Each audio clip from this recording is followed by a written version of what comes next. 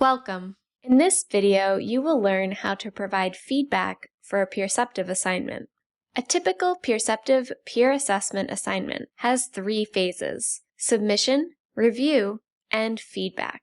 During the third phase, the feedback phase, you'll read the reviews that your submission received, rate them for their helpfulness, and comment back to your reviewers. To get started, log in to your Peerceptiv assignment. In the top right corner of the assignment dashboard, you can see that the assignment is in the feedback phase.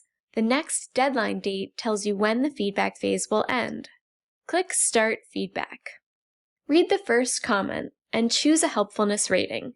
If the comment is detailed, thoughtful, and gives you several specific suggestions to improve your work, it might qualify as much more helpful than average. If the comment gives you 1 or 2 suggestions for improvement, then it could qualify as slightly more helpful than average or average helpfulness. Let's take a look at another reviewer's comments. If the comments are overly general, vague, and don't give any helpful suggestions, then they would qualify as less helpful or very unhelpful.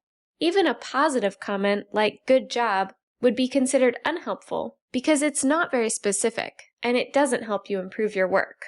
You can think to yourself, does this comment give me good suggestions and help me improve my work for the future? Then choose the best rating for that comment's helpfulness. After you have rated the comment's helpfulness, you can now use the text box provided to comment back to the reviewer and let them know how helpful their comment was.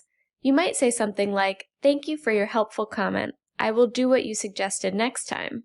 If the comment wasn't very helpful, you might say something like, "Next time, it would be helpful to know more about what I can do to improve my work." When you have rated all the comments and replied to each of them, click Finish to save and submit your feedback. You can now choose to edit your feedback, give feedback on another reviewer, or log out and come back later to finish giving feedback.